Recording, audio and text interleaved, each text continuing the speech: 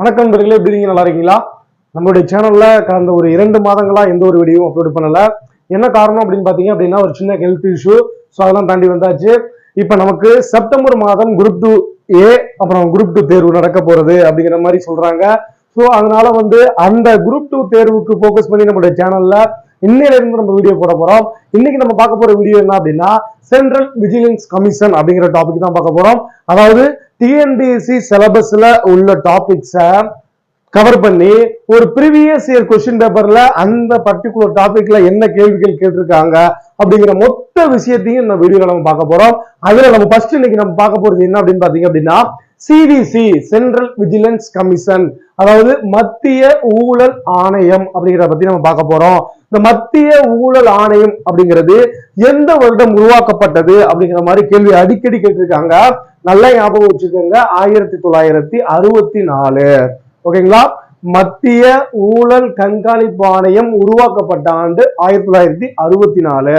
யாருடைய தலைமையில் மத்திய ஊழல் கண்காணிப்பு ஆணையம் உருவாக்கப்பட்டது அப்படின்னா, சந்தானம் அவர்களுடைய தலைமையில தான் மத்திய ஊழல் கண்காணிப்பு ஆணையம் உருவாக்கப்பட்டது. நல்லா ஞாபகம் வச்சுக்கோங்க.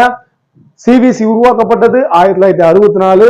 அது யாருடைய தலைமையில உருவாக்கப்பட்டுச்சு அப்படின்னா, சந்தானம் அவர்களுடைய தலைமையில உருவாக்கப்பட்டுச்சு. அடுத்து மத்திய ஊழல் கண்காணிப்பு ஆணையத்துடைய ஆக்ட், சட்டம் எது அப்படிங்கிற மாதிரி கேள்வி கேட்பாங்க. எந்த வருடம் போடப்பட்டது அப்படிங்கிற மாதிரி கேள்வி கேட்பாங்க. 2003 அப்படிங்கிற மாதிரி ஞாபகம் வச்சுக்கோங்க. நல்லா ரைமிங்க ஞாபகம் வச்சுக்கலாம். 1964 உருவாக்கப்பட்டிருக்காங்க. அதற்கு மத்திய ஊழல் கண்காணிப்பு ஆணையத்தை உடைய சட்டம் எப்ப போடப்பட்டுச்சு அப்படின்னு பாத்தீங்க அப்படின்னா 2003 அப்படின்னு நம்மளுக்கு சொல்ல தெரியணும். இந்த மத்திய ஊழல் கண்காணிப்பு ஆணையத்துல எத்தனை மெம்பர்ஸ் இருப்பாங்க அப்படின்னு பாத்தீங்க அப்படின்னா, ஒரு தலைவர் 2 மெம்பர்ஸ். ஓகேங்களா? எத்தனை பேர் இருக்காங்க? ஒரு தலைவர் 2 மெம்பர்ஸ் இருப்பாங்க. அடுத்து இந்த மத்திய ஊழல் கண்காணிப்பு ஆணையத்துடைய பதவி காலம் என்ன அப்படின்னு நம்ம பார்த்தோம் அப்படின்னா, 4 ஆண்டுகள் அல்லது 65 வயது வரை. அதான் வச்சுக்கோங்க, 4 ஆண்டுகள் அல்லது 65 வயது வரை அப்படிங்கறத தெரிஞ்சு வச்சுக்கணும். சிபிசி அப்படிங்கிற டாபிக்ல இருந்து என்னென்ன கேள்விகள் கேட்டிருக்காங்க அப்படிங்கறத பார்க்க போறோம். என்ன அப்படின்னா, ஃபர்ஸ்ட் கொஸ்டின், சந்தானம் குழுவின் பரிந்துரையின்படி மத்திய ஊழல் தடுப்பு குழு எந்த ஆண்டு அமைக்கப்பட்டது அப்படிங்கிற மாதிரி கேள்வி கேட்கிறாங்க. மறுபடியும் கொஸ்டின் சொல்றேன். சந்தானம் குழுவின் பரிந்துரையின்படி மத்திய ஊழல் குழு எந்த ஆண்டு அமைக்கப்பட்டது?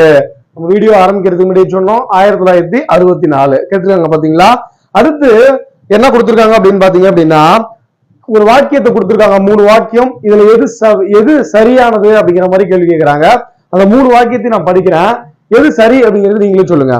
என்ன அப்படின்னு பாத்தீங்க அப்படின்னா, மத்திய கண்காணிப்பு ஆணையம் 1964 அமைக்கப்பட்டது. நல்லா ஞாபகம் வச்சுக்கோங்க, மத்திய கண்காணிப்பு ஆணையம் 1964 அமைக்கப்பட்டது. இது நமக்கு சரி அப்படிங்கிறது நம்மளுக்கு தெரியும். அடுத்து என்ன அப்படின்னு பாத்தீங்க அப்படின்னா, இதன் செயல்பாடுகள் குறித்து ஆண்டு அறிக்கையை மத்திய உள்துறை அமைச்சக திட்டம் சமர்ப்பிக்க வேண்டும். அதாவது சிபிசி உடைய செயல்பாடுகளை என்ன கொடுக்கணும் அப்படின்னா, மத்திய உள்துறை அமைச்சகம் தான் செயல்படுத்தணும். ஓகேங்களா? சோ இதுவும் கரெக்ட். அடுத்து லஞ்ச குற்றத்திற்காக பிடிபடும் போது அரசு ஊழியர் மீது விசாரணை நடத்த அதிகாரம் உடையது.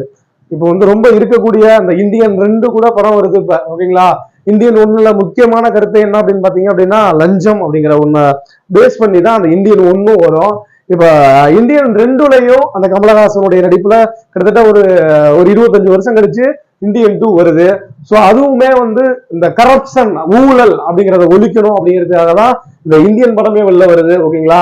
சோ இப்ப நம்ம எடுத்துக்கிட்டீங்க அப்படின்னா, பட்டி தொட்டி எல்லா இடத்துலையும் டெய்லி நியூஸ் பேப்பர் எடுத்து பாத்தீங்க அப்படின்னா, ஏதோ ஒரு அதிகாரி லஞ்சம் வாங்கி மாட்டிக்கிறாரு. ஓகேங்களா?